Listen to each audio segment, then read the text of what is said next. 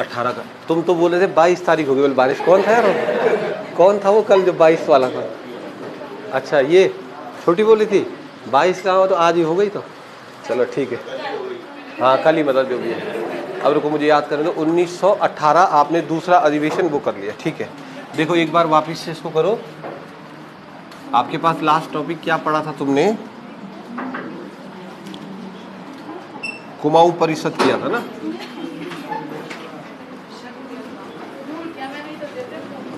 चलो अब इसको आगे करो।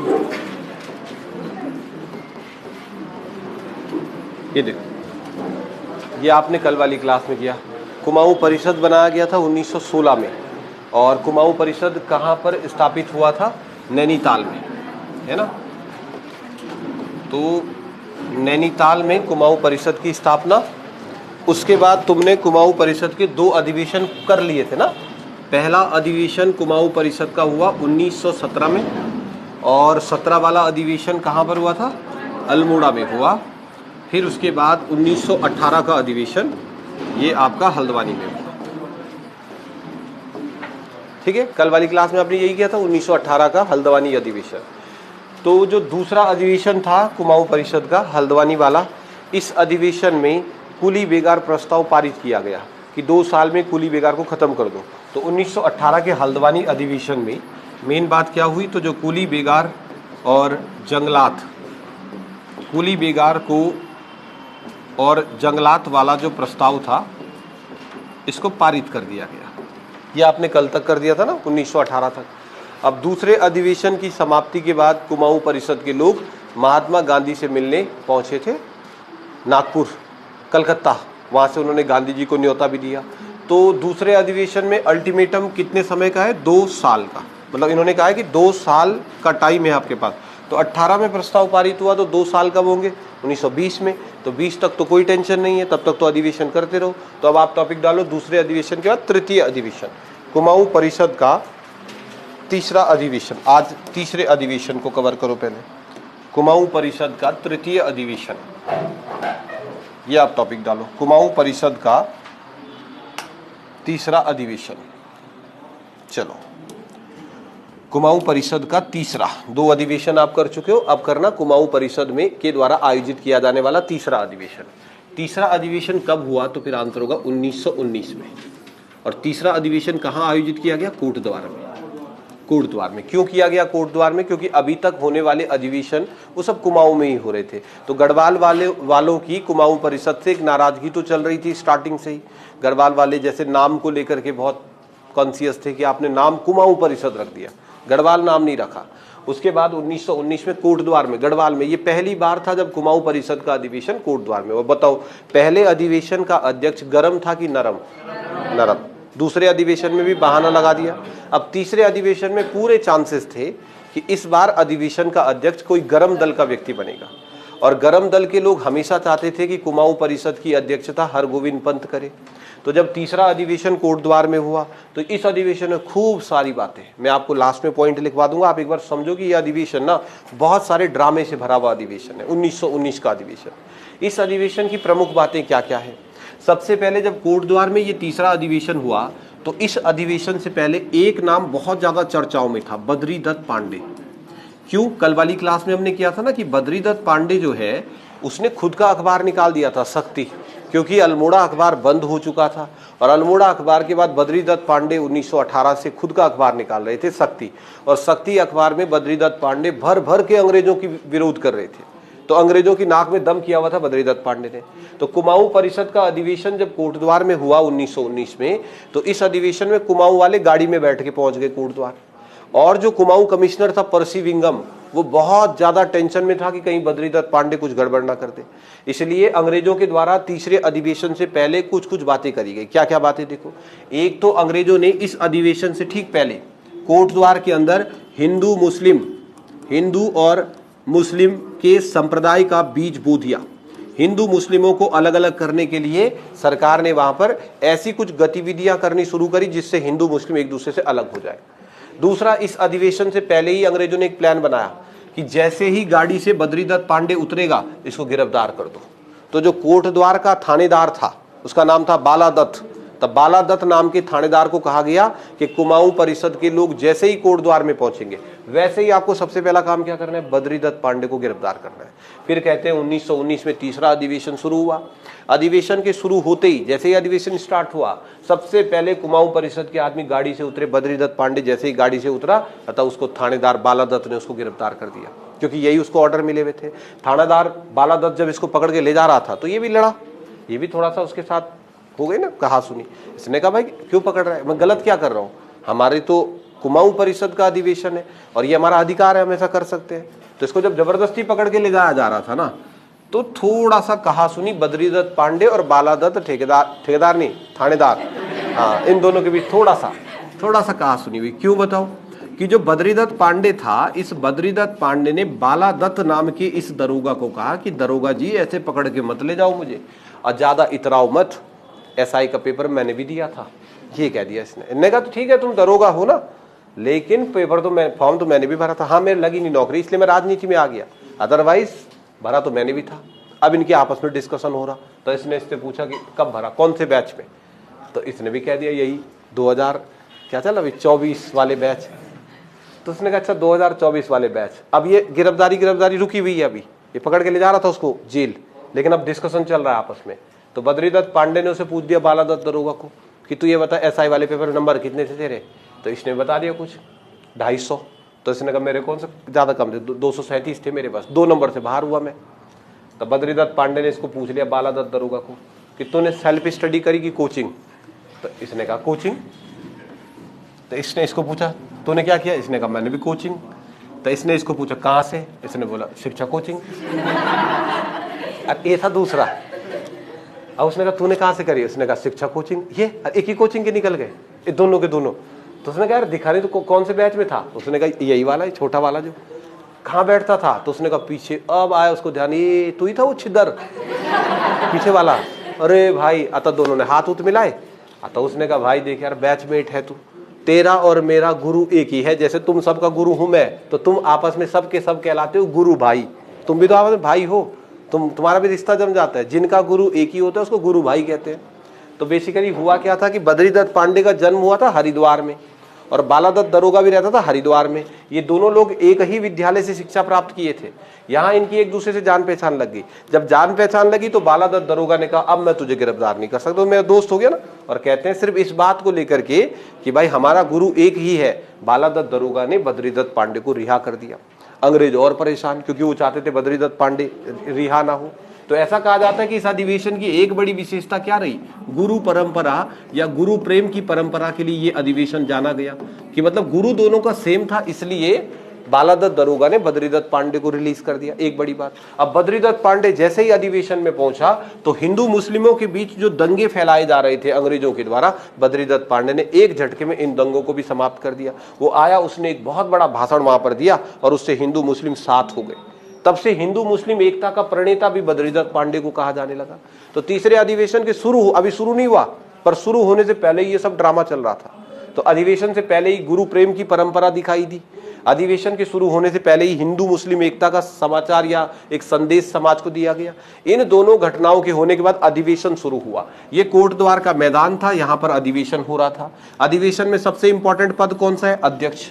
अब डिसीजन लिया गया कि अध्यक्ष कौन होगा, और जो था हरगोविंद पंत। तो हरगोविंद पंत बिल्कुल कोट पहन के आ रखा था, क्योंकि उसको पता है इस बार मैं ही बनूंगा। 2 बार नरमपंथी बन गए। अब जैसे ही अध्यक्ष बनाने की बारी आई तो गरमपंथियों ने फिर से हरगोविंद पंत का नाम रखा कि हमारी तरफ से हरगोविंद पंत को अध्यक्ष बनना चाहिए। नरमपंथियों से कहा गया कि आपको दिक्कत नहीं होगी क्योंकि 2 बार आपका बन चुका है। तो नरमपंथियों ने कहा रुको 1 मिनट, और नरमपंथियों के उस कोटद्वार अधिवेशन के ठीक बाहर एक गाड़ी रुकी, और गाड़ी रुकी तो गाड़ी की छत में रखी थी पालकी जानते तुम, और फिर उन्होंने पालकी उतारी, तय पालकी में एक आदमी बैठा और तब लाए 102 साल के आदमी को। नरमपंथियों के द्वारा 102 साल के एक आदमी को यहां पर प्रवेश करवाया गया। वो 102 साल का जो आदमी था उसका नाम था बद्रीदत्त जोशी। कौन था बद्रीदत्त जोशी? गोविंद बल्लभ पंत का नाना। गोविंद बल्लभ पंत का नाना, बिल्कुल डेंजर जोन वाला, कभी भी मर सकता है 1 सेकंड में, चल भी नहीं पा रहा, और उसको लाए अध्यक्ष। और फिर नरमपंथियों ने कहा कि सुनो भाई यार, इसकी अंतिम इच्छा है कि मैं अध्यक्ष बन जाऊं। ये नरम था ना बद्रीदत्त जोशी, तो गरम पंथियों ने इसका विरोध किया। उन्होंने कहा यार अजीब बात है, हर बार आप ही अध्यक्ष बनाते हो अपना, इस बार गरम पंथ के किसी व्यक्ति को अध्यक्ष बनाया जाए। तो नरम पंथियों ने कहा मत कर यार, देख क्या भरोसा, कल ही हो जाए काम इसका, है ना, कल ही मर जाए। तो फिर गरम पंथी ना एक बार फिर से बैठ गए। उन्होंने कहा चल छोड़ यार, मेरे पास तो बहुत टाइम है ना। तो हरगोविंद पंत पीछे हो गया और ये डिसाइड हुआ कि अध्यक्ष किसको बनाया जाएगा, बद्रीदत्त जोशी। तो इस 102 साल के आदमी को, बद्रीदत्त जोशी को यहाँ बिठा दिया, ये अध्यक्ष बना, बाकी सब लोग यहाँ बैठे। कहा कि चलो अधिवेशन प्रारंभ किया जाए। जैसे ही अधिवेशन की शुरुआत हुई, यहाँ से किसी आदमी ने कुछ बोला, अब बद्रीदत्त जोशी सुनता ही नहीं था, ऐं ऐं करा होगा। उसके साथ दिक्कत ये थी, तो आदमी को बार बार जाना पड़ रहा ना वहां पे कि भाई जी प्रारंभ करो, सुन ही नहीं रहा बद्रीदत्त जोशी, बुढ़ा आदमी था कि। तो उन्होंने कहा यार इसको भी मतलब इतना भी क्या कि आप देखो, नरम पंथ के अध्यक्ष बनाने के चक्कर में ऐसा आदमी को क्यों अध्यक्ष बना दिया। तो अध्यक्ष बद्रीदत्त जोशी को बनाया गया। अब अध्यक्ष साहब जो था बद्रीदत्त जोशी, इसने अधिवेशन की जैसे तैसे करके शुरुआत कर दी। और अधिवेशन की शुरुआत में ही सबसे पहले क्या बोला, पहला ही स्टेटमेंट क्या बोला, जैसे इसने भाषण देना शुरू किया, इसने कहा पिछले साल हमने जो चिट्ठी लिखी है ना अंग्रेजों के खिलाफ, गलत है बल चिट्ठी, ये अध्यक्ष बोल रहा। बद्रीदत्त जोशी ने कहा कि पिछले वर्ष हमने जो चिट्ठी लिखी है, मैं अध्यक्ष होने के नाते ये फैसला लेता हूं कि इस चिट्ठी से सत्याग्रह शब्द को हटाया जाए। जो आपने लिखा था ना कि 2 साल में कुली बेगार खत्म करो, नहीं तो हम सत्याग्रह करेंगे, चिट्ठी पास हो गई।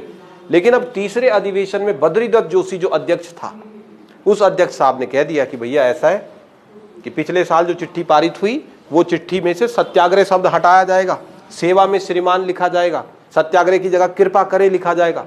तो ये बात फिर गरमपंथियों को बुरी लगी। उन्होंने कहा नाना देख मत कर, नाना ना वैसे सुन नहीं रहा, ये मत कर, अब चिट्ठी पास हो गई, अब मत छेड़ो उस पर। लेकिन फिर बद्रीदत्त जोशी को गुस्सा आ गया, था तो नरम पंथ का, लेकिन उसने बोला कि तू ज्यादा मत, तू पिटेगा वाले, इसको बोल रहा था हरगोविंद पंत, तू ही लाया ना चिट्ठी लिख के, मारूंगा थप्पड़ वाले खींच के। और यही सब डिस्कशन चल रहा था। तो हरगोविंद पंत ने विरोध किया। उसने कहा यहाँ इंडिविजुअल एक व्यक्ति की बात नहीं है, बात है पूरे के पूरे कुमाऊं, पूरे उत्तराखंड की कुली बेगार को खत्म करना है। तो जो लिख दिया, हम माफी नहीं मांगेंगे। और वो कुछ बात बोल ही रहा था कि बद्रीदत्त जोशी ने उसके कान के नीचे मार दिया थप्पड़, इसके कि बहुत बना बड़े हीरो, 22 साल का लड़का, वो हल्ला कर खींच के मार दिया।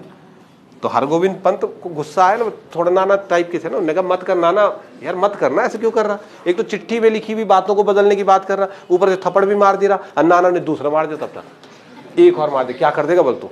तो उसने कहा मत कर नाना, मैं उम्र का लिहाज कर, तारे नाना ने तीसरा मार दिया, कहा 7-8 मार दिए। तो उसने कहा भाई साहब ऐसा है, ज्यादा देर कौन बर्दाश्त करेगा। उसने भी धक्का मार दिया बद्रीदत्त जोशी। और जैसे ही बद्रीदत्त जोशी को उसने धक्का मारा, टक गोविंद बल्लभ पंत आके मेरे नाना को धक्का कैसे मारा। और गोविंद बल्लभ पंत ने इसके, और इसने जो 7-8 गुस्सा जो था ना थप्पड़ का, वो गोविंद बल्लभ पे निपटाया कि तेरे नाना ने थप्पड़ मारा, उसने उसका भरता बना दिया वहां। अब वहां किसका अधिवेशन, वहां हो गई लड़ाई झगड़े। नीचे बैठे हुए जो गरम नरम है वो भी आपस में लड़ने लग गए, गरम वाले नरम को मार रहे, नरम वाले गरम को मार रहे। और यहाँ क्या हो गया, अधिवेशन किसका कैसा, इस लड़ाई में ये जो तीसरा अधिवेशन था, इस तीसरे अधिवेशन में कुमाऊं परिषद जो है वो 2 हिस्सों में बढ़ गई। जैसे कांग्रेस बढ़ती है ना सूरत अधिवेशन में 2 हिस्सों में, ऐसे ही यहाँ गरम और नरम 2 अलग अलग पार्ट हो गए। गरम दलीय अलग हो गए, नरम दलीय अलग हो गए। भारत की कांग्रेस में आपने पढ़ा 1907 में जब सूरत अधिवेशन हुआ तो गरम नरम का विभाजन हुआ, तो गरम भागे, यहाँ नहीं भागेगा गरम, ये उत्तराखंड है भाई, यहाँ नरम को पीटा इन्होंने। गरम वालों ने ऐसा पीटा ना नरम पंथियों को कि नरम पंथी, बद्रीदत्त जोशी आया पालकी में था, वापिस दौड़ के गया, सबको भगाया, इनको भागो सबके सब। तो अध्यक्ष तो वही रहा बद्रीदत्त जोशी। लेकिन 1919 का अधिवेशन बड़ा इंपॉर्टेंट है, क्योंकि इस अधिवेशन में गरम और नरम 2 पार्ट में ये विभाजित हो गए। तो मैं यही सारे पॉइंट लिख रहा हूँ, इस अधिवेशन में क्या क्या हुआ, तो मैं पॉइंट लिखता हूँ, आप भी बनाओ। 1919 का अधिवेशन कहाँ पर हुआ, कोटद्वार में। सबसे पहले ये अधिवेशन जो है गुरु प्रेम परंपरा के लिए प्रसिद्ध होता है, गुरु प्रेम परंपरा के लिए इस अधिवेशन को जाना जाता है। सबसे पहले गुरु प्रेम परंपरा के अलावा 1919 का ये जो अधिवेशन है ये हिंदू मुस्लिम एकता के लिए भी प्रसिद्ध रहा। हिंदू मुस्लिम एकता के लिए भी इस अधिवेशन को याद रखा जाता है। हिंदू मुस्लिम एकता, गुरु प्रेम परंपरा, ये 2 बातें थी जिनके लिए इस अधिवेशन को महत्वपूर्ण माना जाता है, याद रखा जाता है। क्या हुआ इस अधिवेशन में, तो आप तीसरा पॉइंट लिखेंगे, कुमाऊं परिषद का विभाजन हुआ गरम और नरम दल में, गरम दल और नरम दल में। तो कांग्रेस का विभाजन कब हुआ वो तो आपको पता है ना, कांग्रेस का विभाजन हुआ 1907 में। और ये आपका कुमाऊं परिषद कब विभाजित हुई? 1919 में। वो गरम और नरम दो दलों में विभाजित हो गई। नरम पंथियों को जाना पड़ा यहाँ से। तो पहला दिन बहुत खतरनाक रहा इस अधिवेशन का। पहले दिन थप्पड़ी थप्पड़ जूते चप्पल चले भाई। और पहले दिन के अधिवेशन के खत्म होने के बाद ये डिसीजन लिया गया कि चिट्ठी जैसी लिखी गई थी वैसी ही रहेगी, किसी शब्द को चिट्ठी में से नहीं हटाया जाएगा। सत्याग्रह शब्द जो है वो बहाल रहेगा, वैसा ही रहेगा। ये डिसीजन लिया गया। पहला दिन खत्म, अब आया दूसरा दिन। अब दूसरे दिन आते आते आपको पता है कि चिट्ठी के साथ तो छेड़छाड़ होगी नहीं, तो इन्होंने कहा चलो कुछ काम करते हैं, अब बताओ क्या करें। चिट्ठी में तो कोई बदलाव नहीं होगा। 18 में प्रस्ताव पारित हो गया था ना। प्रस्ताव कब पारित हुआ था? 18 में। कितने साल का टाइम था? 2 साल, यानी 1920 तक वेट करते हैं। अगर अंग्रेजों ने खत्म कर दी व्यवस्थाएं तो ठीक, नहीं तो आंदोलन होगा। तो 1920 अभी दूर था, तो इन्होंने कहा चलो तब तक कुछ और काम कर लेते हैं। कुमाऊं परिषद का उद्देश्य ना सिर्फ कुली बेगार को खत्म करना नहीं था, बल्कि कुमाऊं परिषद कहीं ना कहीं सामाजिक सुधारों के लिए भी बनाई गई एक संस्था बनाई गई थी। अब 1919 का जब अधिवेशन हुआ तो अब ये लोगों ने डिसाइड किया कि चलो ऐसा करते हैं, हमारे कुमाऊं में जो कुछ बुरी व्यवस्थाएं उनको खत्म करते हैं। तो कुमाऊं की बुरी व्यवस्थाएं आपने कुछ दिन पहले जब आप चंद्रवंश पढ़ रहे थे तो आपको याद है, राजा था भारती चंद, और राजा भारती चंद जब डोटी राज्य पर आक्रमण करने गया था तो डोटी आक्रमणों के समय नायक जाति, एक नई जाति उद्भव हुई थी। अब देखो वो नायक जाति की कहानी 1437-38 की है।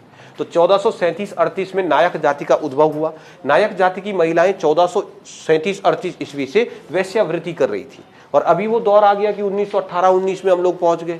और इस दौर में नायक जाति में जन्म लेने वाली प्रत्येक बालिका को, प्रत्येक स्त्री को वेश्यावृत्ति ही करनी होती थी। ये उसका पारंपरिक पेशा माना जाता था। वो भी ये मान के चलते थे कि हमने जन्म लिया है नायक जाति में तो वेश्यावृत्ति ही करनी पड़ेगी। तो फिर कुमाऊं परिषद ने कहा ये गलत है ना, ये गलत बात है, इस व्यवस्था को पहले खत्म करते हैं। सबसे पहले नायक जाति की महिलाओं को मुख्य धारा से जोड़ते हैं।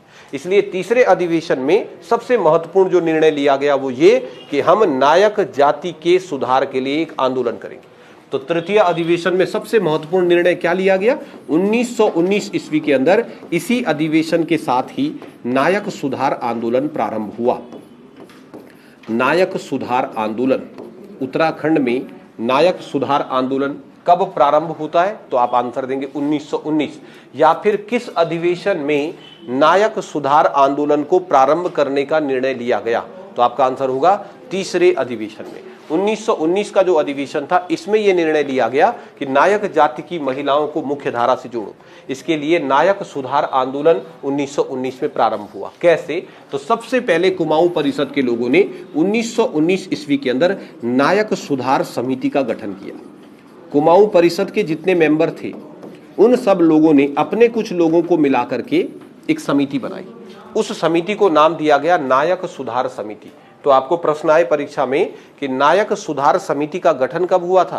तो आप कहेंगे 1919 में। 1919 में एक समिति बनाई गई। उस समिति का काम था नायक जाति की महिलाओं को मुख्य धारा से जोड़ना, वेश्यावृत्ति जैसे काम है इनको खत्म कर देना। तो 1919 में नायक सुधार समिति बनी। अब ये जो समिति 1919 में बनी तो फिर इनको भेजा गया यहाँ से, क्योंकि अधिवेशन तो कोटद्वार में हो रहा था। तो यहाँ से नायक सुधार समिति गई, वो कुमाऊं के उन क्षेत्रों में पहुंची जहां नायक जाति की महिलाओं का निवास स्थान था।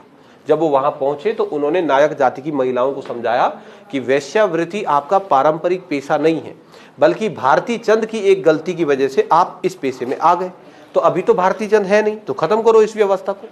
जब उन्होंने नायक जाति की महिलाओं के सामने ये प्रस्ताव रखा तो फिर नायक जाति की महिलाएं नहीं मानी। तो उन्होंने कहा मजाक थोड़ा ही है, तुम्हारी समिति बनाने से कहानी ठीक ठाक थोड़ी ही होगी। समाज की मुख्य धारा में हमको जोड़ना तुमको ही है, हम थोड़ी खुद जुड़ेंगे। उन्होंने कहा ठीक है, हम वेश्यावृत्ति का जो काम है उसे बंद कर देते हैं। अब ये बताओ हम अपना जीवन यापन कैसे करेंगे? क्या तुम्हारा समाज हमें गांव में आने देगा? अपने गांव में क्या आपका समाज या आपके समाज के जो लोग हैं वो हमसे शादी विवाह करेंगे? दिक्कत तो तुम्हारे ऊपर ही है ना। हम वेश्यावृत्ति में हैं, हम छोड़ते हैं इसको अभी, तो हम अपना जीवन यापन कैसे करेंगे? जॉब तब होती नहीं थी। आपके समाज में तो हमें गांव के अंदर एंटर भी नहीं होने देगा कोई, हमारे साथ किसी भी प्रकार का कोई रिश्ता बनाएगा नहीं कोई, शादी विवाह तो होगा नहीं। तो उन्होंने कहा भाई बोलना अलग बात है, समाज की मुख्य धारा में कैसे जोड़ोगे, क्या है आपका प्लान? तो कुमाऊं परिषद ने कहा देखते हैं, वैसी बात करें, देखते हैं करते हैं। तो उन्होंने कहा देखते करते नहीं, वेश्यावृत्ति अब हमारा पारंपरिक पेशा बन चुका है और अब भाई हमारे जीवन यापन का यही आधार है, तो हम इस वेश्यावृत्ति को बंद नहीं कर सकते। अब खूब कॉन्ट्रडिक्शन हुआ, कुमाऊं परिषद उनको समझा रहा है आप इससे बाहर निकलो, वो बिल्कुल नहीं मान रहे, लंबी चौड़ी बातें चल रही है। कुमाऊं परिषद को ये समझ आया कि देखो भाई, कुल मिला के कहानी टिकी हुई है समाज के ऊपर। यदि समाज स्वीकार्यता दे दे नायक जाति की महिलाओं को तो वो वेश्यावृत्ति छोड़ भी सकते हैं। इस उद्देश्य से 1924 में कुमाऊं परिषद के द्वारा नैनीताल में एक सभा आयोजित करी गई, उसे बोलते हैं नायक सुधार सभा। एक सभा नैनीताल में आयोजित करी गई। इस सभा में नायक जाति की महिलाओं को भी बुलाया गया और स्थानीय लोगों को भी बुलाया गया। सब लोग इकट्ठे हुए 1924 में। 1924 में नायक सुधार सभा का गठन किया गया। नैनीताल में नायक सुधार सभा का आयोजन किया गया, एक सभा बुलाई गई 1924 में। अब 1924 में जब नायक सुधार सभा बुलाई गई नैनीताल के अंदर, तो इस सभा में 1924 की ये जो नायक सुधार सभा हुई नैनीताल के अंदर, अब इस सभा में ये निर्णय लिया गया कि नायक जाति की जो महिलाएं हैं, नायक जाति की इन महिलाओं को यदि वेश्यावृत्ति नहीं छोड़नी है कोई बात नहीं। यहाँ एक निर्णय लिया गया, कहा गया कि देखो एक काम करो, यदि आप वेश्यावृत्ति से बाहर नहीं आना चाहते हैं तो कोई दिक्कत नहीं, लेकिन एक काम करना होगा, नायक जाति में जो भी लड़कियां 18 वर्ष से कम उम्र की है उसे उस कम्युनिटी से हटा दो, नहीं तो ये परंपरा चलती रहेगी। अगली पीढ़ी आएगी वो इसी वेश्यावृत्ति में घुस जाएगी और चलता रहेगा ये साइकिल। तो कहा कि जो 18 वर्ष से कम उम्र की लड़कियां हैं उनको यहां से निकालो और काशीपुर के विधवा आश्रम में शिफ्ट करो। वो काशीपुर के विधवा आश्रम में रहेंगी, अपनी माता लोगों के साथ नहीं रहेंगी। ये निर्णय लिया गया। अब ये निर्णय ठीक था कि गलत था? ये डिसीजन लिया कुमाऊं परिषद ने कि ऐसा करो कि भाई अलग अलग हो जाओ। जैसे ये निर्णय लिया गया, जबरदस्ती नायक जाति की 18 वर्ष से कम उम्र की लड़कियों को रेस्क्यू किया गया और उनको काशीपुर के विधवा आश्रम में रख दिया गया। ऐसा करते ही नायक जाति की महिलाएं जो वेश्यावृत्ति करती थी इलाहाबाद हाईकोर्ट पहुंच गई और उन्होंने इलाहाबाद हाईकोर्ट में सीधा सीधा पिटीशन डाली। उन्होंने कहा सर एक बात बताओ, हम वेश्यावृत्ति करते हैं सिर्फ इसलिए हमको अपने बच्चों के साथ रहने का अधिकार नहीं है क्या? हमारे भी तो बच्चे हैं, 2 साल की भी तो लड़की होगी, 1 साल की बच्ची है हमारी, आप लेके चले गए उसको। उन्होंने कहा भाई हम भी तो माता पिता, हम भी तो इसी समाज के हिस्से हैं। तो उन्होंने जाकर के सीधा इलाहाबाद हाईकोर्ट में पिटीशन डाल दी। इलाहाबाद हाईकोर्ट ने कुमाऊं कमिश्नर उसको डांट लगा दी, ऐसा कैसे कर रहे हो भाई, ये तो गलत बात है ना। अब वो चाहे वेश्या है या कोई भी है, अब माँ तो माँ है और उसका बच्चा तो उसका बच्चा, ऐसा थोड़ी आप किसी के बच्चे को उठा दोगे कि वो वेश्यावृत्ति करती। ये क्या बात हुई? अपने बच्चों को दूर कैसे रख दें हम? तो इलाहाबाद हाईकोर्ट ने कहा गलत डिसीजन है, वापिस भेजो सारी महिलाओं। तो अब देखो कुमाऊं कमिश्नर के लिए, कुमाऊं परिषद के लिए सरदर्दी बन गई। अब क्या करें? वो 18 साल की बच्चियों को भी रेस्क्यू नहीं किया जा रहा है। तो 1928 में ब्रिटिश शासन ने कानून बना दिया। उन्होंने सीधा सीधा एक कानून बनाया। उन्होंने 1920, अभी तक कानून नहीं था वेश्यावृत्ति को लेकर के, 1928 में उन्होंने सीधा सीधा कानून बनाया। कुमाऊं क्षेत्र में यदि कोई भी महिला वेश्यावृत्ति करती है किसी भी जाति किसी भी धर्म की तो वह कानूनी अपराध होगा, हम आपको सीधा जेल में डाल देंगे। पर आज तक कानून था नहीं। तो 1928 में एक कानून बनाया गया, उसे कहते हैं नायक सुधार अधिनियम। नायक जाति की स्थिति में सुधार लाने के लिए नायक सुधार अधिनियम बनाया गया 1928 में। नायक सुधार अधिनियम कब बनाया गया? 1928 में बनाया गया। तो 1928 में एक कानून बना जिस कानून ने संपूर्ण कुमाऊं क्षेत्र में वेश्यावृत्ति को कानूनी अपराध घोषित कर दिया। इसके बाद यदि कोई भी व्यक्ति वेश्यावृत्ति के पेशे में पाया जाता है तो वह एक प्रकार का कानूनी अपराध होगा। लेकिन सरकार ने दूसरी बात क्या कही कि देखो बच्चों को तो रेस्क्यू करना ही पड़ेगा, 18 साल से कम उम्र की बच्चियों को निकालना ही पड़ेगा वहां से, उसके लिए चाहे कानून ही क्यों ना बनाना पड़े। तो तब 1929 में एक और कानून बना और उसे कहते हैं नायक बालिका रक्षा अधिनियम। नायक बालिका रक्षा अधिनियम। आपको पता है ब्रिटेन में और भारत में विधि का शासन होता है। अगर कानून बन गया तो तब वो सबसे बड़ा है, अगर कानून ही नहीं है तो बात अलग है, तब आप अपने विवेक से निर्णय लेंगे। पर अगर कानून बन गया, जैसे यहाँ कानून बन गया, यहाँ लिख दिया कि हम 18 वर्ष से कम उम्र की बच्चियों को उनकी मां से दूर रख रहे हैं उनकी सुरक्षा के लिए, तो बस ठीक है। तो 1929 में नायक बालिका रक्षा अधिनियम को पारित किया गया। 1929 नायक बालिका रक्षा अधिनियम पास हुआ और इन दोनों कानूनों के पास होने के बाद धीरे धीरे करके कुमाऊं से नायक जाति की वेश्यावृत्ति की प्रथा समाप्त होने लगी। तो ये जो वेश्यावृत्ति की परंपरा नायक जाति में चल रही थी, इस परंपरा को खत्म करने के लिए नायक सुधार आंदोलन कब शुरू हुए थे? 1919 में। किस अधिवेशन में? इसलिए कहते हैं कि कुमाऊं परिषद सिर्फ कुली बेगार को खत्म नहीं करवाना चाह रहा था, उसका दूसरा उद्देश्य ये भी था कि एक तरफ समाज में जो बुरी समस्याएं हैं उनको भी हम खत्म करवा दें। और तीसरे अधिवेशन में अध्यक्ष कौन थे? तो वही बद्रीदत्त जोशी, आप पहले ही कर चुके हैं ना, नरमपंथी था, उसी को अध्यक्ष बनाया गया। लेकिन गरम नरम का विभाजन हो गया, इसलिए जो नरमपंथी थे उनको यहां से छोड़ के जाना पड़ा। साल 1919 चल रहा था और आपको पता है 1919 वैसे भी बड़ा साल है। साल 1919 में भारतवर्ष की एक बहुत बड़ी घटना हुई थी। क्या? जलियांवाला बाग। जलियांवाला में जनरल डायर ने निहत्थे और शांतिपूर्ण सभा करने वाले भारतीय लोगों पर गोलियां चलाई। तो 1919 में भारत के लोग ना अंग्रेजों के दुश्मन बने बैठे थे कि यार गोली चलाई, चाहे पंजाब में ही क्यों नहीं चलाई, आपने मतलब सर चुपचाप बैठे हुए, हम ही बैठे हैं, अभी मान लो प्रशासन आ जाए धड़ाधड़ गोली मार दे हमको, तो यार हम तो पढ़ रहे हैं अपना चुपचाप से।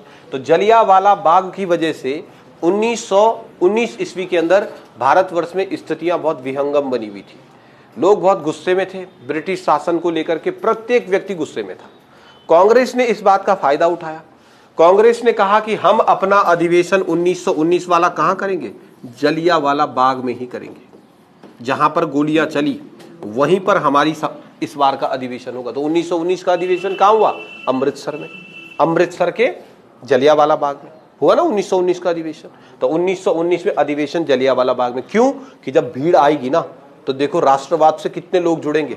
आप सोचो कि आप जलियांवाला बाग में ही है जहां कुछ दिन पहले गोलियां चली, और फिर एक आदमी आकर के भाषण दे वहां पर कि जहां तुम बैठे हो ये यहीं पे था बैठा, वो भुला, गोलियां मारी, ये वो ना, तो थोड़ा जगह का बड़ा प्रभाव पड़ता है। तो कांग्रेस का ये प्लान था कि इस बार हम राष्ट्रवाद को बहुत भयंकर तरीके से फैलाएंगे, और राष्ट्रवाद को फैलाने के लिए उन्होंने डिसाइड किया कि 1919 का अधिवेशन जो है वो कहां पर होगा? जलियांवाला बाग। और यहाँ हमारे जो कुमाऊं परिषद के लोग थे, यहाँ तो लड़ाई पहले ही हो गई थी, विभाजन हो रखा था ना गरम नरम, तो गरम नरम का पहले ही विभाजन था। तो कुमाऊं परिषद वालों ने फटाफट मीटिंग करी। उन्होंने कहा सुनो भाई, देखो यहाँ जाना है जलियांवाला बाग अधिवेशन, पूरे देश के लोग आ रहे हैं, हम भी जाएंगे। इस कमरे में जो लड़ाई हुई कोई किसी को नहीं बताएगा, चुप रहो, वहां नहीं बताना, पता चला उधर गांधी गूंदी है डंडा मारेगा, तो बताना नहीं है कि लड़ाई हुई और बाकी लड़ाई है हमारी। बाकी ऐसा मत समझना ना, ऐसा मत समझ थप्पड़ मारा तुमने एक दूसरे को ना, तो हमारा विभाजन है, हम अलग अलग है, पर बताना नहीं किसी को। वहां जाओ, काम निपटाओ, उसके बाद कट्टी, तब है कट्टी बना ना। पर आपस में एक दूसरे से टकराव तो हो गया था गरम नरम का। अब फिर ये गए और सीधा जलियांवाला बाग अधिवेशन में पहुंच गए। अब जलियांवाला बाग अधिवेशन की कहानी देखो, 1919 का कांग्रेस अधिवेशन जो है वो जलियांवाला बाग में हुआ। कहां पर है जलियांवाला बाग? अमृतसर। तो हमारे राज्य के भी चले गए कई सारे, सबसे ज्यादा लोग हमारे राज्य से जलियांवाला बाग वाले अमृतसर अधिवेशन में ही गए, तो हमारे राज्य से कई गए। अच्छा, जब जा रहे थे तो क्योंकि गरम नरम विभाजन हो चुका था, तो जाते समय गरम गरम अलग गाड़ी में, नरम नरम ऐसा ही होगा। फिर वहां गाड़ी से उतरे तो पैदल चलते हुए भी गरम गरम एक साइड, नरम नरम एक साइड। अब कुमाऊं से आए हुए लोग बड़े से फील्ड में उनको बैठाया गया जहां सब बैठे थे। तो कुमाऊं परिषद की तरफ से, कुमाऊं से जो लोग गए थे ना, वहां से बैठना शुरू हुए। देखो यहाँ से बैठे, गरम गरम गरम, सब गरम बैठ रहे हैं, गरम गरम, कभी ना कभी तो गरम खत्म हो गया, यहाँ पे गरम खत्म। अब यहाँ से नरम नरम नरम नरम नरम, ऐसा। तो इनकी तो कोई दिक्कत नहीं है, पर इन दोनों की देखो तो ये था गरम का लास्ट आदमी। लास्ट आदमी जो गरम की तरफ से बैठा हुआ था, इसका नाम था बैरिस्टर मुकुंदी लाल। ये था गरम विचारधारा वाला। इसके ठीक पहले पीछे यहाँ पे बैठा अनुसुईया प्रसाद बोगड़ा। ये दोनों कहाँ के हैं? गढ़वाल के। और कैसे गरम की नरम? ये गरम। अब यहाँ गरम खत्म हो रहा है, यहाँ से नरम शुरू है, तो यहाँ नरम है, तो यहाँ बैठा गोविंद बल्लभ पंत, ये यहाँ बैठा था। ये कैसा था? ये नरम था। और बाकी जगह सब बैठ गए। तो ये जो मुकुंदी लाल और गोविंद बल्लभ पंत इनका है मेन ना, अगल बगल में। तो मुकुंदी लाल ने थोड़ा इधर को कर दिया मुंह, गोविंद बल्लभ ने उधर कर दिया। इधर नहीं देखना, हंसी हुसी की बात होगी तो इधर देखूंगा मैं ना। ये था इनका पूरा। अब जैसे ही अधिवेशन शुरू हुआ, अधिवेशन के शुरू होते ही भाषण देने आ गया वहां पर मोतीलाल नेहरू। मोतीलाल नेहरू ने भाषण देना शुरू किया। एक मानव स्वभाव है, सबके साथ ही ये घटना होती है। जैसे मैं कुछ कह रहा हूं और कहते समय अगर मेरा तुमसे आई कांटेक्ट हो गया, और जिस समय मेरा तुमसे आई कांटेक्ट हुआ और उस समय मैंने ऐसे किया ना, तो तुम भी करते ऐसे, चाहे समझ आए चाहे नहीं आए, क्या फर्क पड़ता ना। जैसे ऐसे बोले क्यों, तो ऐसा करता है आदमी, मानव स्वभाव है भाई। आई कांटेक्ट हो गया तो क्यों भाई, तो आदमी कहता है हाँ। कभी देखा तुमने कि कुछ ऐसा देखो क्यों भाई, ऐसा कोई नहीं करता, ऐसा करता ही करता है। तो ये मोतीलाल नेहरू जो है ना, ये भाषण देना शुरू किया। वैसे ही जलियांवाला में इनका टारगेट था कि राष्ट्रवाद फैलाया जाए। इसने इतना जबरदस्त भाषण दिया कि आदमी मरने को तैयार हो रखा है उसी टाइम पे, ऐसा वाला भाषण दिया। और लास्ट स्टेटमेंट मोतीलाल नेहरू का क्या हुआ? उसने कहा हम उस जगह पहुंच चुके हैं जहां मुझे लगता है कि भारत के प्रत्येक क्षेत्र में कांग्रेस बन चुकी है। भारत में तो है कांग्रेस, पर उत्तर प्रदेश कांग्रेस, कुमाऊं कांग्रेस, सब जगह कांग्रेस बन चुकी है। मुझे लगता है कि प्रत्येक क्षेत्र में कांग्रेस बन चुकी है। और जिस समय वो ये लाइन बोल रहा था, उस समय उसका आई कांटेक्ट इसके साथ हो गया। घत वाली बात है ना, कि मुझे लगता है कि भारत के प्रत्येक क्षेत्र में कांग्रेस बन चुकी है, और आई कांटेक्ट किसके साथ था? अब मुकुंद लाल ऐसा कर दिया। ये कहाँ का था? गढ़वाल में कांग्रेस पढ़ी तुमने अभी तक? गढ़वाल में कहाँ पढ़ी? अभी तो कुमाऊं में पढ़ी। और इस भाई ने ऐसे कर दिया, और इस बगल वाले ने तिरछी आंख से देखा कि ऐसे कर रहा है, और इसने हल्ला मचा दिया। उसने कहा रुक जा। वैसे ही दुश्मन भी तो थे ही ना गरम नरम। तो गोविंद बल्लभ पंत ने मुकुंद लाल को जैसे ऐसे करते देखा तो उसने टक बोला, भाई झूठ क्यों बोल रहा भाई, ऐसे क्यों कर रहा, कहाँ है तुम्हारे गढ़वाल में कांग्रेस? तो मुकुंद लाल ने कहा चुप रहा। उसने ये हल्ला करने लगे तो गुरुजी इसने बोला भाई प्लीज देखना, इतनी बड़ी सभा है, पूरे भारत के लोग आए हैं और बेइज्जती हो जाएगी भाई यार सबके सामने। वो फिर मोतीलाल ऊपर से कहेगा ऐसा भी किया तूने, फिर डांट भी पड़ेगी हमें कि जब पूरे भारत में कांग्रेस की शाखाएं बन चुकी तो आपने क्यों नहीं बनाई। तो इसने हाथ पैर जोड़े उसके, गोविंद बल्लभ। अरे ये तो था ही नरम ना। इसने कहा रुको बेटा, तो थप्पड़ मारी तूने कोट द्वार में ना, अभी बताता मैं कोट द्वार में कैसी थप्पड़ मारी गरम नरम के विभाजन में। तो गोविंद बल्लभ पंत उठ रहा था, तो इसने इसको भी बोला, हुई अनुसुईया तू यार मैं है गढ़वाल से कोई और था भी नहीं। तो इसने इसको भी बोला, तो इन्होंने हाथ पैर जोड़े इसको, हे भाई सुन, हम यहां से जाते तुरंत, कब जा रहे? कल ना, कल ही जाके हम गढ़वाल कांग्रेस तुरंत, भाई गढ़वाल कांग्रेस तुरंत स्थापित कर देंगे। तो फिर वो थोड़ा शांत हो गया। उसने कहा माँ कसम खाओ दोनों। तो माँ कसम खाई दोनों। माँ की कसम भाई मत बोलना, बेइज्जती वाली बात हो जाती है ना, क्लास के सामने सबके सामने उठा दो। तो इसने गोविंद बल्लभ पंत के सामने कसम खाई उन्होंने कि माँ कसम हम जैसे ही वापस जाएंगे हम, बस मत बोले यार सबके सामने। तब चुप रहा ये गोविंद बल्लभ पंत। और इन दोनों ने क्या किया, अपना वादा पूरा किया। जैसे ही अमृतसर अधिवेशन से लौटते ही इन्होंने गढ़वाल के लिए भी कांग्रेस बना दी। आपकी किताबों में ना गढ़वाल कांग्रेस की स्थापना 1918 लिखी होती है, जबकि गढ़वाल कांग्रेस कब स्थापित होता है? 1919 में। कांग्रेस अमृतसर अधिवेशन से लौटने के बाद। गढ़वाल कांग्रेस कब बनी? गढ़वाल कांग्रेस तब बनी जब अमृतसर अधिवेशन खत्म हो गया। तो किताब में 1918 लिखा होता है ना, तो उसको आपको थोड़ा करेक्ट करना है कि गढ़वाल कांग्रेस जो है वो 1919 ईस्वी के अंदर स्थापित हुई। गढ़वाल कांग्रेस की स्थापना 1919 में हुई। गढ़वाल कांग्रेस की स्थापना किसने करी? तो ये दो नाम आप लिखेंगे, बैरिस्टर मुकुंदी लाल और अनुसुईया प्रसाद बहुगुणा। ठीक है, अनुसुईया प्रसाद बहुगुणा और बैरिस्टर मुकुंदी लाल के द्वारा 1919 में गढ़वाल कांग्रेस स्थापित किया गया। गढ़वाल कांग्रेस की स्थापना 1919 में। किताब में परीक्षावाणी में इसका आंसर 1918 लिखा होगा, तो आप इसको थोड़ा करेक्ट करना, क्योंकि गढ़वाल कांग्रेस 1918 में न बन करके 1919 में स्थापित होता है।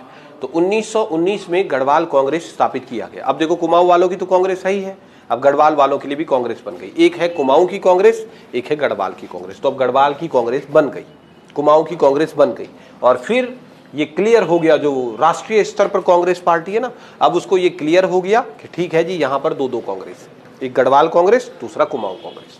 और तीसरा अधिवेशन खत्म हुआ। तीसरे अधिवेशन में जब अमृतसर अधिवेशन से वापिस आ रहे थे तो फिर वही गरम नरम। अब गरम नरम ने कहा चलो रे, अब तुम अलग हम अलग, ये अलग हो गए ये अलग हो गए। और जब घर की तरफ आ रहे थे तो मुकुंदी लाल ने, जो गरम दल का था, इसने बाकियों से शिकायत भी कर दी कि भाई तुम्हें क्या पता वहां क्या हुआ फील्ड में, शिकायत लगा रहा था मेरी गोविंद बल्लभ पंत। तो फिर एक गरम पंथियों को थोड़ा और गुस्सा आया।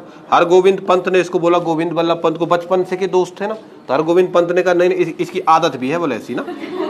तो गोविंद बल्लभ पंत ने भी दो चार बातें इनकी बोल दी। और घर क्या है कि घर आने से पहले ही होगी इनकी फाइटिंग, वहां घर आने से पहले ही। और गरम पंथियों ने नरम पंथियों को पीटा, भयंकर पीटा। नर शरीफ थे गोविंद बल्लभ, वो भी जा रखा वहां, दादा बद्री दत्त जोशी वो भी पालकी में जा रहा वहां। तो ऐसा भयंकर पीटा ना कि फिर नरम पंथी भाग गए वहां से। और गरम पंथियों ने कहा कि सुनो, अगर तुम दिखे ना आज के बाद, तुम दिखे ना, हम कुछ नहीं करेंगे, हम सीधा मारेंगे तुमको, बस तुम हमें दिखे और हमने तुम्हें सीधा पीटना है। तो फिर नरम पंथियों ने कहा कि ठीक है हम नहीं दिखेंगे, अब नहीं दिखेंगे नरम पंथी, अब आगे जो अधिवेशन होंगे उसमें गरम पंथ की विचारधारा वाले ही आंदोलन करेंगे, नरम पंथी अपने अपने घर रहेंगे, अब नहीं वो कुमाऊं परिषद के अधिवेशन में आएंगे। 1919 का साल खत्म हुआ और 1920 एक बहुत बड़ा साल है भारतवर्ष के लिए। क्यों? क्योंकि 1920 में महात्मा गांधी ने असहयोग आंदोलन शुरू कर दिया। Non cooperative movement Gandhi ji का असहयोग आंदोलन शुरू हुआ साल 1920। असहयोग आंदोलन प्रारंभ हुआ। गांधी जी ने कहा किसी भी काम में अंग्रेजों का सहयोग मत करो, वही तो असहयोग है ना। किसी भी काम में, जैसे तुमको मेरा सहयोग नहीं करना है तो कैसे कर सकते हो आप मेरा असहयोग? कोचिंग नहीं आना, देख बोला टक समय ना, कोचिंग नहीं आना बस खत्म, लड़ना थोड़ी है, कोचिंग मत आओ खत्म कहानी, हो तो गया असहयोग। हम गुरुजी तुम्हारा सहयोग नहीं करते। तो जो लोग अंग्रेजों के यहाँ नौकरी कर रहे हैं, नौकरी छोड़ो, काम ही मत करो। अंग्रेज तुमको बोलता है पानी दे, नहीं देना, फिर अंग्रेज तुमको मारेगा, कुर्बानी मार खाओ चुपचाप से, लेकिन पानी नहीं देना उसको। तो असहयोग आंदोलन 1920 ईस्वी के अंदर भारतवर्ष में असहयोग आंदोलन को शुरू कर दिया गया गांधी जी के द्वारा। और आंदोलन इतना खतरनाक था कि लोगों को बहुत अच्छा लगा, सब लोग इस आंदोलन से जुड़ गए और बहुत भयंकर तरीके से आंदोलन चल रहा है। वहीं 1920 में हमारे राज्य में कुछ बड़ी बड़ी घटनाएं हो गई।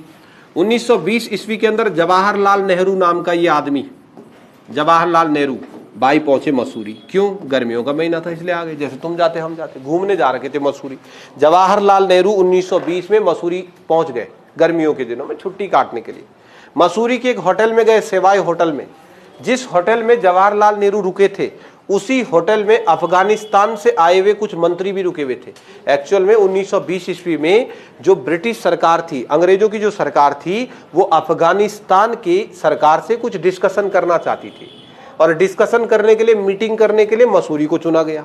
तो मसूरी में अफगानिस्तान के कुछ मंत्री आए थे और अंग्रेजों के कुछ मंत्री थे जो डिस्कस करने वाले थे। पर अफगानिस्तान के मंत्री उसी होटल में थे जिस होटल में जवाहरलाल नेहरू रुका हुआ था। तो अंग्रेजों को लगा कहीं जवाहरलाल नेहरू रात को न चल जाए, वहां छिदर भी है ये ना, क्रांतिकारी, और कहीं अफगानिस्तान वालों को हमारी कारस्तानी ना बता दे, रॉलेट एक्ट, जलियांवाला।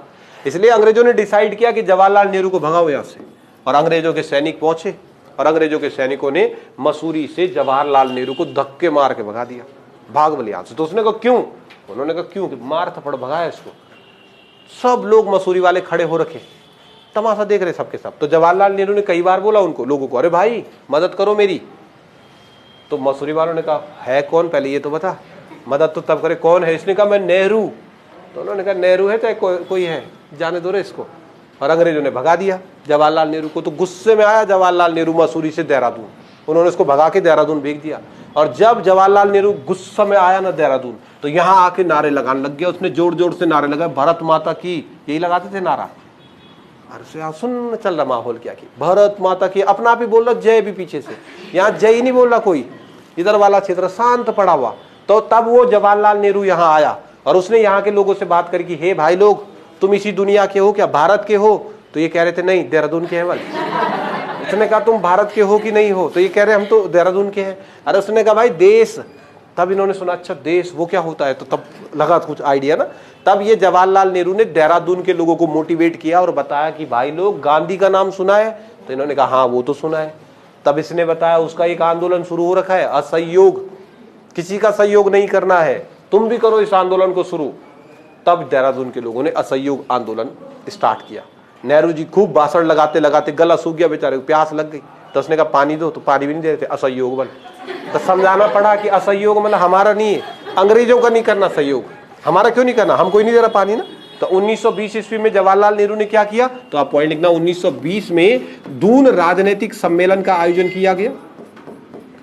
दून राजनीतिक सम्मेलन, दून में, देहरादून में एक राजनीतिक सम्मेलन का आयोजन किया गया। दून राजनीतिक सम्मेलन के अध्यक्ष थे जवाहरलाल नेहरू। जवाहरलाल नेहरू को इस दून राजनीतिक सम्मेलन का अध्यक्ष बना दिया गया और जवाहरलाल नेहरू की अध्यक्षता में पहली बार देहरादून में असहयोग आंदोलन शुरू हुआ। दून राजनीतिक सम्मेलन के बाद क्या हुआ, देहरादून में भी असहयोग आंदोलन को प्रारंभ किया गया। तो देहरादून के लोगों ने भी ब्रिटिश भारत में अंग्रेजों के खिलाफ असहयोग की लड़ाई लड़ी। देहरादून में कब असहयोग आंदोलन शुरू हुआ, 1920 में। और देहरादून में ये जो असहयोग आंदोलन शुरू हुआ, इस आंदोलन को शुरू करने का श्रेय जवाहरलाल नेहरू को जाता है। तो एक घटना ये हो गई, एक भारत में असहयोग शुरू हो गया, दूसरी तरफ जवाहरलाल नेहरू उस असहयोग आंदोलन को देहरादून ले आए। तीसरी बड़ी घटना की 1920 में मोतीलाल नेहरू, जवाहरलाल नेहरू के पापा मोतीलाल नेहरू 1920 में कुमाऊं की यात्रा पर थे। कुमाऊं चले गए घूमने, बेटा यहां आया गढ़वाल, पापा वहां चले गए कुमाऊं। जब 1920 में मोतीलाल नेहरू ने कुमाऊं की यात्रा करी, तो मोतीलाल नेहरू के साथ हमारे ही कुमाऊं का एक लड़का भी था। एक लड़का था कुमाऊं का, उसका नाम था हर्षदेव औली। पढ़ने लिखने में बहुत अच्छा नहीं था, छिद्दर था। तो एक बार घर से भाग गया। घर से भागने के बाद उत्तर प्रदेश में जॉब करता था, कुमाऊं का ही था, चंपावत का। तो वो हर्षदेव औली जो था ना, वो मोतीलाल नेहरू के साथ घूमते रहता था। अब मोतीलाल नेहरू के साथ घूमते घूमते घूमते घूमते एक दिन उसी के साथ वापिस भी आ गया। तो वो जो हर्षदेव औली था उसने अपना राजनीतिक गुरु किसको बना दिया था? मोतीलाल नेहरू को। तो जब मोतीलाल नेहरू वापिस आए तो वो लड़का भी वापिस आया। उस लड़के का नाम था हर्षदेव औली। उसकी कारस्तानी आगे सुनोगे ना, बहुत खतरनाक आदमी है हर्षदेव औली। अपने जीवन काल में अंग्रेज अगर हमारे राज्य के किसी व्यक्ति को कभी पकड़ ही नहीं पाए तो वो ये था, हर्षदेव औली। जैसे ही इसकी गिरफ्तारी का दौर आता तो ये अंग्रेजों को खुला चैलेंज देता था, पकड़ो मेरे को। और जैसे अंग्रेज पकड़ने आया भागता था, अब भागते रहता था, इधर उधर उधर चकराते रहता था उनको ना। यहाँ से भागा चावला चौक, पुलिस पहुंची चावला चौक, ये पहुंचे घंटाघर, पुलिस पहुंची घंटाघर, ये पहुंच सैदारा रोड। और बीच बीच में चिढ़ाता भी था उनको, नहीं है बल बस की, भागते रहता था, पकड़ नहीं पाए कभी। तो आपने सुना है हर्षदेव औली को क्या बोलते हैं? इसको काली कुमाऊं का शेर कहते हैं। काली कुमाऊं मतलब चंपावत, काली कुमाऊं का शेर, या फिर इसको बोलते हैं कुमाऊं का मुसोलिनी। मुसोलिनी से इसकी जो है वो करी जाती है तुलना।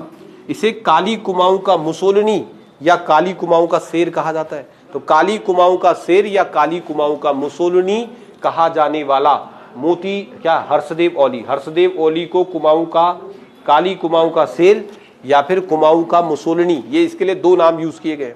तो ये भी वापिस आ गया। तो ये कैसा लग रहा तुम्हें, गरम की नरम? भयंकर गरम, गरम ला भयंकर, जो पकड़ में नहीं आ रहा कभी। काली कुमाऊं का शेर, शेर गरम होता कि नरम होता? शेर तो गरम है, तो शेर है ये हर्षदेव औली, काली कुमाऊं का शेर। दूसरी तरफ काली कुमाऊं का मुसोलिनी, काली कुमाऊं का मुसोलिनी भी किसको कहते हैं? कुमाऊं का मुसोलिनी हर्षदेव औली। अब देखो गरम पंथियों का वर्चस्व हो गया, जो गरम विचारधारा वाले थे अब उनका वर्चस्व हो गया। तो जैसे ही अब देखो गरम में ये मोतीलाल नेहरू आ गया, बद्रीदत्त पांडे वो भी गरम में है, हरगोविंद पंत तो मेन लीडर है ही उनका, मुकुंदी लाल, अनुसुईया प्रसाद बहुगुणा, इतने सारे नेता गरम। और नरम वाले घर के अंदर बैठ गए। अब जो नरम विचारधारा वाले हैं वो चुपचाप बैठे हुए की। नरम वालों से अब पूछते तो होंगे लोग कि हाँ भाई क्यों नहीं जा रहे, पहले तो डेली जाते अधिवेशन में। अब नरम पंथियों ने गरम पंथियों का विरोध करना शुरू कर दिया, वही पुरानी कहानी आ गई।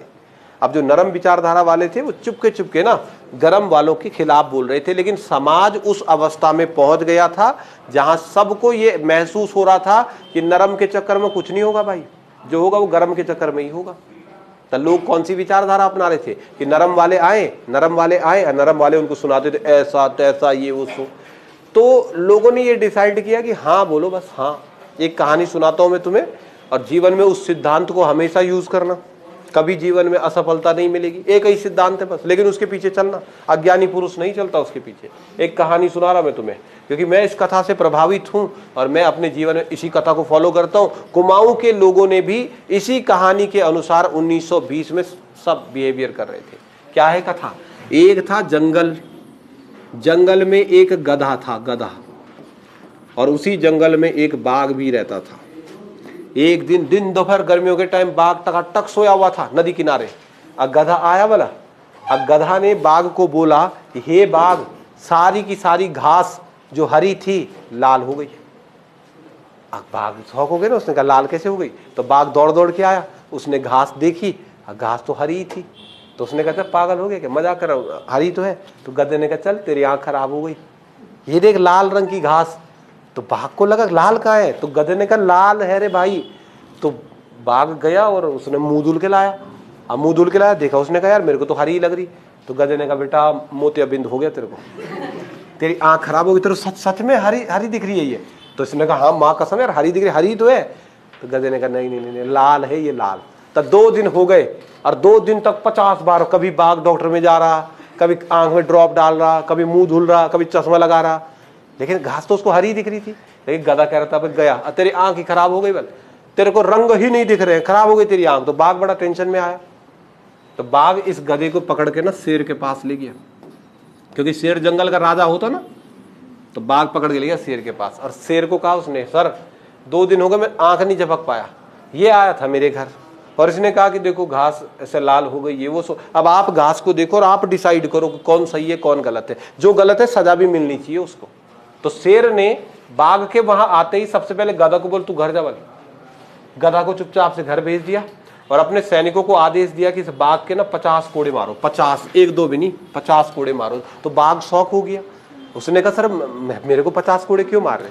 तो शेर ने कहा सुन भाई वो तो गधा है, जिसने कहा ना कि लाल रंग की है घास, वो तो गधा है। अब तू कैसा है जो उसकी बात में 2 दिन से नुक नुक नुक घूम रहा है। अबे जब गधा ने कह दिया कि लाल है तो हाथ जोड़ के बोल कि लाल है, खत्म कर कहानी। कहाँ उसके साथ कंट्रोवर्सी करो कि हरा है लाल है। गधे के साथ बहस कर रहा है, इसका मतलब तो गधा से भी बड़ा गधा है। तब 50 कोड़े लगे बाघ के। अब बाघ को ये चीज समझ आई कि हाँ यार भाई बात भी सही है। तो ये अवस्था कुमाऊं वालों की भी थी, ये अवस्था तुम भी रखना, तो फालतू की बहसबाजी सब बंद हो जाएगी। जैसे किसी ने कहा ऐसा है तो हाँ ऐसा ही है बोला बस। अगर तुमको भी बोल दे ना जीवन में गधा एक से बढ़ के एक मिलेंगे, गधा तो हर दिन मिलते रहते कई गधा, कोई ना कोई बोलता रहेगा भाई जी ऐसा कहता ऐसा ऐसा, हाँ जो हाँ जी ऐसा ही है। क्योंकि अगर कहीं बहस में फंस गए ना तो बस वही कहानी होगी, फिर बाघ वाली कहानी। इसलिए ठीक है भाई, अगर 2 दूने 5 तो हाँ भाई 5 है बस, भारत माता की जय, हम भी तुम्हारे साथ हैं। तो ये अवस्था इस समय कुमाऊं की बनी हुई थी। कुमाऊं के लोगों के पास जब नरम पंथ के लोग आ रहे थे और वो हो हल्ला कर रहे थे ये सा तैसा ये वो सो, तो कुमाऊं वाले एक ही काम कर रहे थे। जी हाँ, कुमाऊं वालों ने उनको लगभग गधा साबित कर दिया कि ठीक है भाई। लोग कह रहे थे अंग्रेजों का शासन बहुत अच्छा है, तो लोग क्या करते थे बिल्कुल भाई जी अच्छा है, पर वास्तव में वो दिल में ना गरम पंथियों का साथ दे रहे थे। इस बीच 1920 का अधिवेशन आ गया। 1920 का अधिवेशन कहां पर हुआ? काशीपुर। क्या इसमें नरम पंथ का कोई व्यक्ति आया हुआ है? नरम का तो है ही नहीं, सब कौन है? गरम के। तो अब बनेगा अध्यक्ष वो कौन? हरगोविंद पंत। क्यों इतने साल से बनाया नहीं इसको, तो ये सीधा अध्यक्ष बना। आप देखो गरम पंथियों की विचारधारा कैसे काम करते हैं।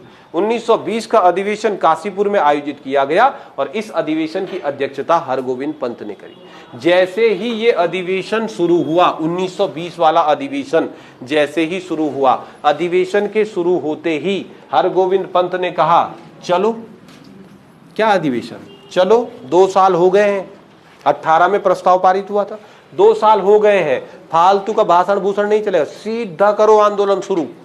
तब सबने कहा चलो, क्योंकि सब गरम थे, तो उन्होंने कहा चलो, तैयार हो गए, तब आ ही रखे थे, उठाया डंडा ढूंढा, चलो करो शुरू। कौन सा आंदोलन शुरू करने वाले हैं?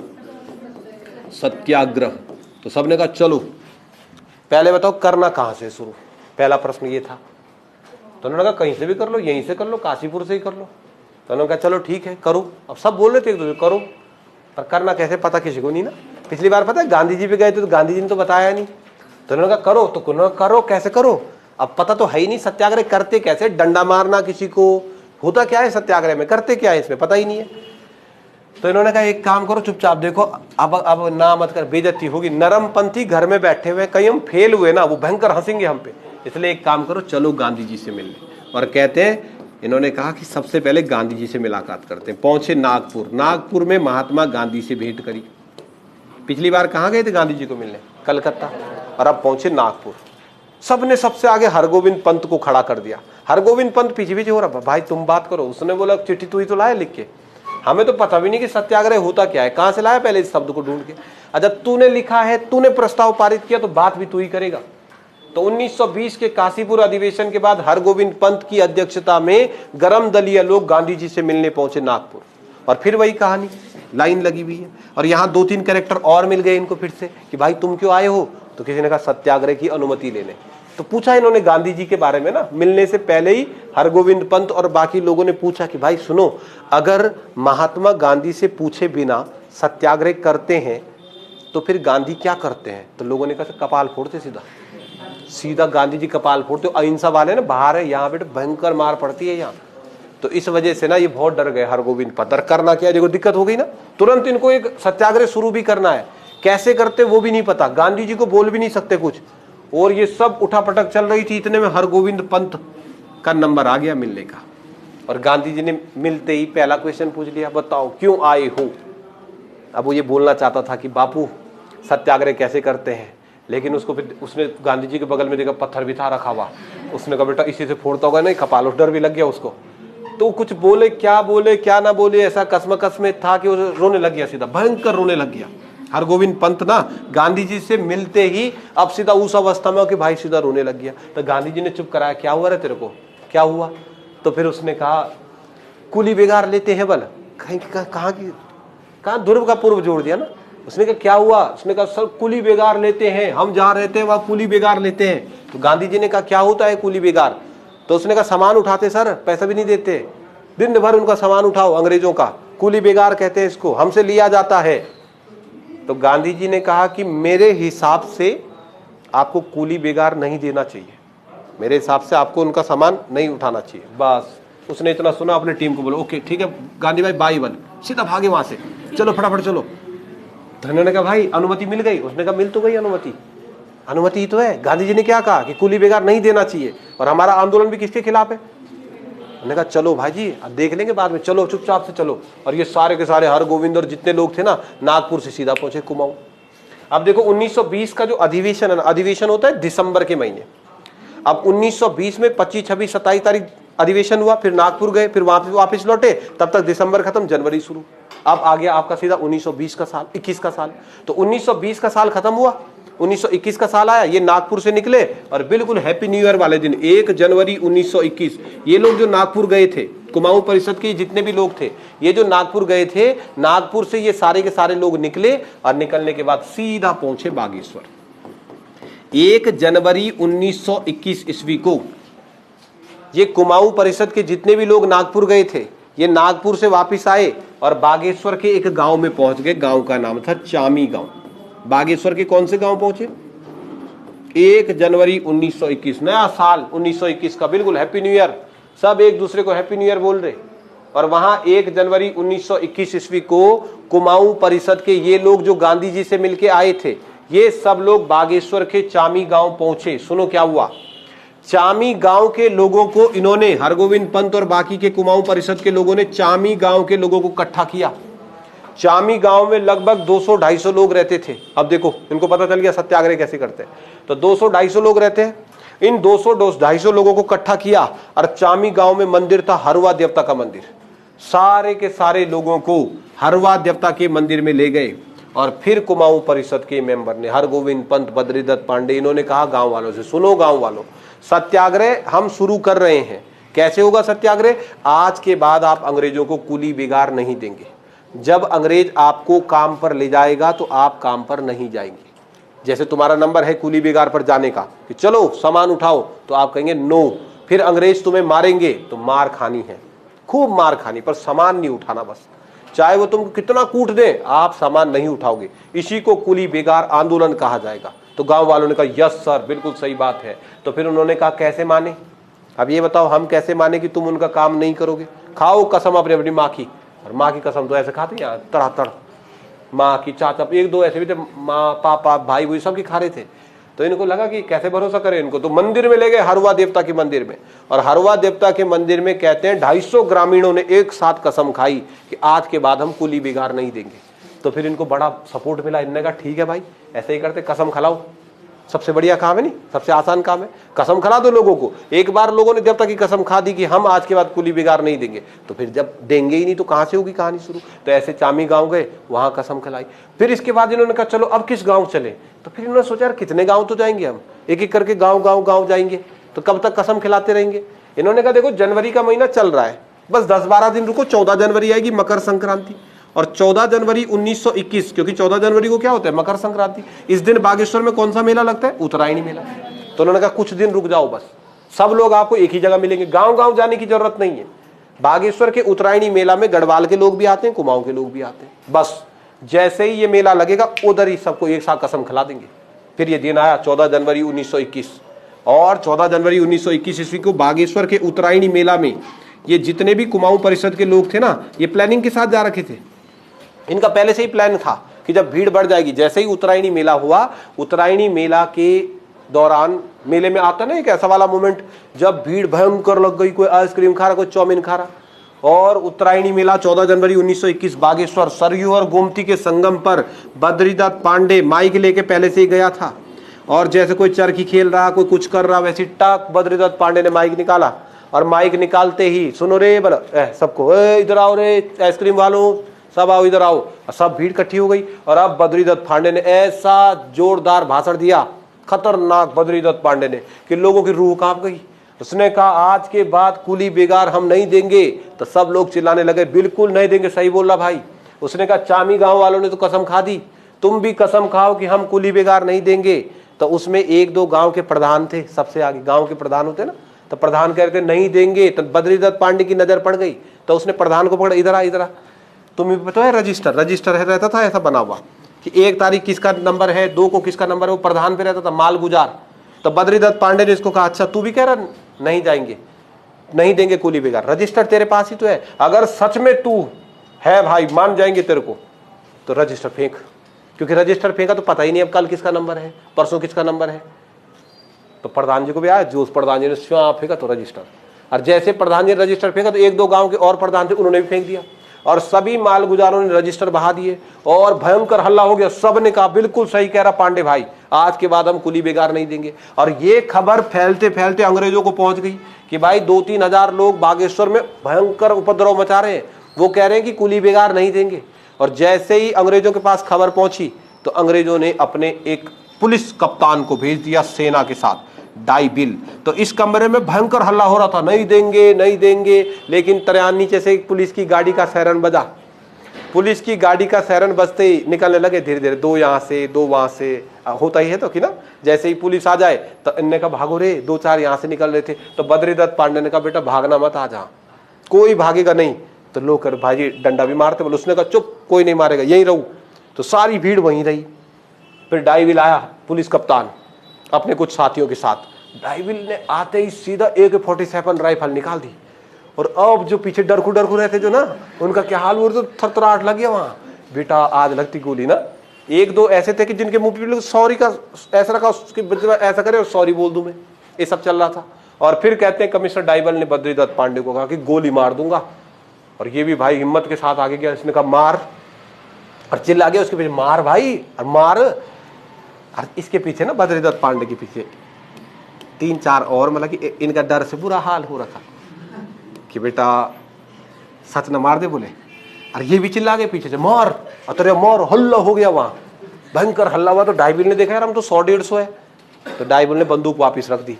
बस जहां हमने देखा कि बंदूक वापिस रख दी, अब हम और मार बे मार वाला, अब इसके पीछे और ना मार भाई, करता नहीं आदमी। और डाइविल ना अपने साथियों के साथ चुपचाप से निकला। अब आप सोचो जरा, घटना अगर यहाँ की है तो जब वो यहाँ पे तो थोड़ा डर रहता है भाई, लेकिन ये डाइविल अपने पुलिस जितने उसके साथ में सैनिक थे उनके साथ वापस चले गया। अब सोचो जरा, जब यहाँ से जाए पुलिस, अब बुद्धि भाई के यहाँ पहुंच जाए, तब कैसे चिल्लाओगे। तो यहाँ से हल्ला हो गया, पड़ते हो हल्ला, डर गए श्याल, बहुत कुछ है ना, ये श्याल अरे सर तैसा। ये पहली घटना है जब हमारा अंग्रेजों के साथ एनकाउंटर हुआ है और उससे कुछ नहीं हुआ। तो इस घटना में जीता कौन, हम ही तो जीत गए, क्योंकि बिना गोली चलाए हुए डाइविल वापस चले गया। लोगों ने जश्न मनाया, हम जीत गए, खूब जश्न मनाया गया। और उसी दिन शाम को गांधी जी को फोन किया गया कि गांधी भाई 14 जनवरी 1921 आज उत्तरायणी मेले में ऐसा ऐसा हुआ, वो आए थे और हमने ऐसा ऐसा किया और वो वापस चले गए। तो गांधी जी ने कहा बोल, क्या बोला था मैंने। गांधी भी तो ये नंबर झूठा है, कब बोला था, बोला नहीं था। तो गांधी जी ने कहा देखो क्या समझा रहा था मैं दिन में, ये है सत्याग्रह की शक्ति। तो याद तो नहीं आया किसी को, पर उन्होंने कहा हाँ बोला होगा। तो गांधी जी ने कहा भाई साहब ये जो घटना है इसको मजाक मत समझो आप। उसने कहा 14 जनवरी 1921 ईस्वी को ये जो घटना बागेश्वर में हुई है, इसे महात्मा गांधी ने नागपुर में बैठ करके एक नाम दे दिया। क्या कहा, रक्तपातहीन क्रांति। उसने नाम दे दिया, ये असहयोग की पहली ईंट है। इस घटना को बोलते हैं कि हम असहयोग आंदोलन चल रहे हैं ना, तो जैसे असहयोग में कल के दिन अंग्रेज ऐसे ही हारेंगे, तो हमने असहयोग की पहली ईंट रख दी। तो ये कुली बेगार आंदोलन स्टार्ट होता है 14 जनवरी से। कल का लेक्चर करते हैं उस पर, क्योंकि कुली बेगार एक बड़ा आंदोलन है। तो 14 जनवरी से कुली बेगार कब शुरू होगा, अब इसके बाद आंदोलन का दौर है, तो कल करते हैं। चलो जी।